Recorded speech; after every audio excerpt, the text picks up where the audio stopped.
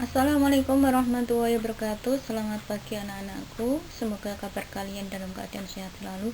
Pada hari ini kita akan membahas tentang keunggulan dan keterbatasan antar ruang dan pengaruhnya terhadap kegiatan ekonomi, sosial, budaya di Indonesia dan ASEAN. Adapun subbahasannya yaitu keunggulan dan keterbatasan antar ruang serta peran pelaku ekonomi dalam suatu perekonomian. Nah, untuk tujuan pembelajarannya diharapkan siswa dapat menjelaskan keunggulan dan keterbatasan antar ruang serta peran pelaku ekonomi dalam suatu perekonomian dengan baik. 2. Siswa dapat memberikan contoh kegiatan ekonomi dalam kehidupan sehari-hari dengan baik. 3. Siswa dapat menjelaskan peran pelaku ekonomi dengan baik.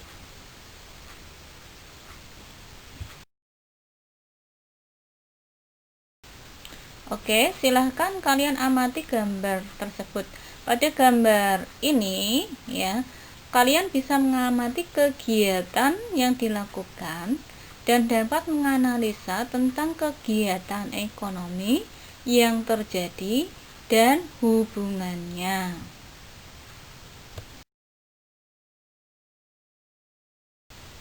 Nah, dari pengamatan gambar tersebut, tentunya kalian akan mempunyai pertanyaan, apa toh kegiatan ekonomi itu dan apa yang dilakukan oleh mereka.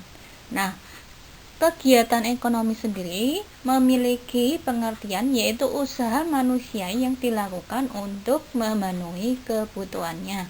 Nah, kalau kita amati, mereka melakukan aktivitas jual beli. Nah, di sini tentunya melakukan kegiatan ekonomi, ya. Yang pertama, kegiatan tersebut meliputi produksi, yaitu kegiatan menghasilkan barang atau jasa untuk memenuhi kebutuhan hidup. Pada gambar tersebut bisa dicontohkan, misalnya hasil pertanian. Berarti petani menghasilkan atau melakukan kegiatan produksi, misalnya berupa bahan mentah, misalnya sayuran, padi, dan sebagainya. Yang kedua, kegiatan konsumsi. Nah, konsumsi adalah kegiatan untuk menggunakan atau memakai barang atau jasa untuk memenuhi kebutuhan hidup. Pada gambar tersebut dapat dicontohkan adalah pembeli. Kemudian yang ketiga, distribusi adalah proses penyampaian barang atau jasa dari tangan produsen ke konsumen. Pada gambar tersebut dicontohkan adalah pedagang. Nah, pelakunya dari masing-masing kegiatan ekonomi, kalau yang melakukan produksi namanya produsen, yang melakukan konsumsi namanya konsumen, dan yang melakukan distribusi namanya distributor.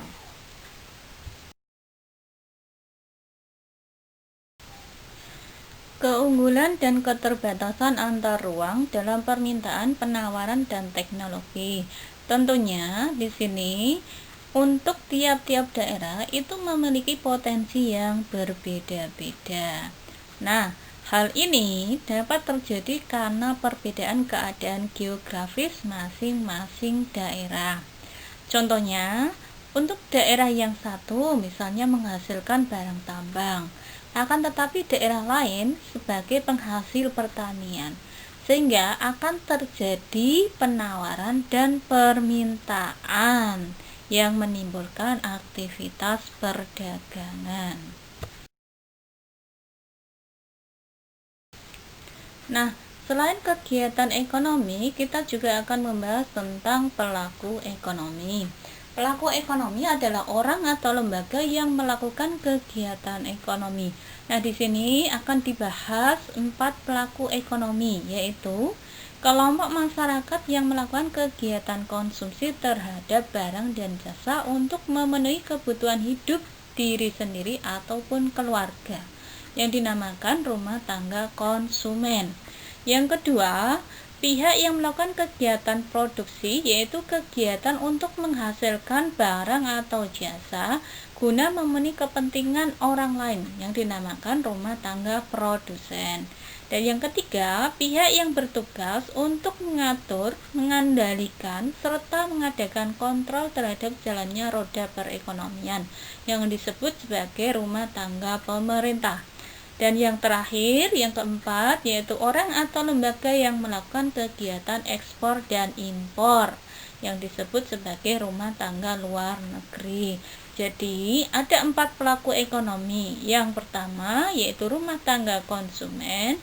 Yang kedua, rumah tangga produsen. Yang ketiga, rumah tangga pemerintah. Yang keempat, rumah tangga luar negeri. Nah, selanjutnya kita akan membahas tentang peran pelaku ekonomi dalam perekonomian. Yang pertama, rumah tangga konsumen memiliki peran yaitu sebagai konsumen atau pemakai atau pengguna barang atau jasa. Yang kedua, sebagai penyedia faktor produksi.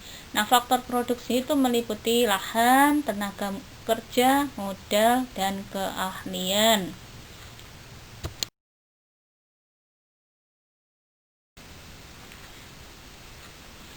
Ketika konsumen membeli barang dan jasa dari produsen, konsumen berkewajiban membayar barang dan jasa yang diterima. Oleh karena itu, rumah tangga keluarga atau konsumen harus memiliki pendapatan.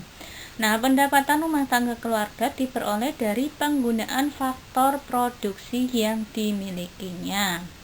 Nah, pendapatan rumah tangga keluarga itu terdiri dari yang pertama, sewa atau rent, yaitu balas jasa yang diterima rumah tangga keluarga karena telah menyewakan lahannya atau tanahnya kepada perusahaan. 2. Berupa upah, yaitu balas jasa yang diterima rumah tangga keluarga karena telah mengorbankan tenaganya untuk bekerja pada perusahaan dalam kegiatan produksi.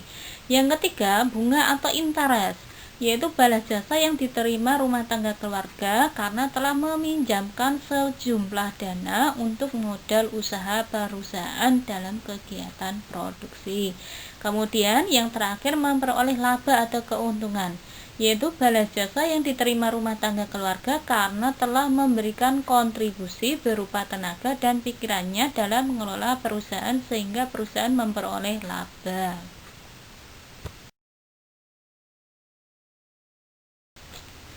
Kemudian untuk peranan rumah tangga perusahaan atau produsen, yang pertama yaitu memproduksi barang atau jasa. Nah, barang atau jasa yang dihasilkan perusahaan kemudian ditawarkan kepada konsumen atau pembeli. Yang kedua, sebagai pengguna faktor produksi, contohnya menggunakan tenaga kerja, misalnya menggunakan lahan dan sebagainya. Kemudian untuk peranan rumah tangga pemerintah yaitu sebagai pengatur atau regulator dalam perekonomian, yang kedua sebagai konsumen, yang ketiga sebagai produsen. Nah, sebagai pengatur atau regulator dalam perekonomian, ini tujuannya untuk mensejahterakan masyarakat secara adil dan merata.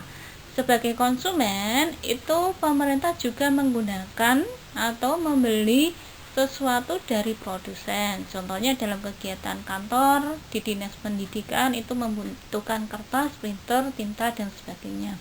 Nah, sebagai produsen tentunya memberikan atau menghasilkan barang atau jasa.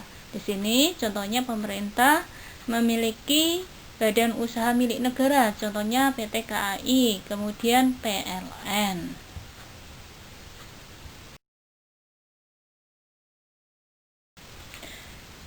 Untuk rumah tangga luar negeri memiliki peran sebagai pelaku ekspor dan impor. Ekspor adalah kegiatan menjual barang atau jasa ke luar negeri. Contohnya kita sebagai warga Indonesia menjual misalnya hasil kerajinan tangan sampai ke luar negeri. Kemudian impor adalah kegiatan membeli barang atau jasa dari luar negeri. Dari materi di atas dapat disimpulkan bahwa pelaku ekonomi itu ada 4, yaitu rumah tangga keluarga atau rumah tangga konsumen. Kemudian yang kedua, rumah tangga perusahaan atau rumah tangga produsen. Yang ketiga, rumah tangga pemerintah. Dan yang terakhir atau yang keempat, rumah tangga luar negeri.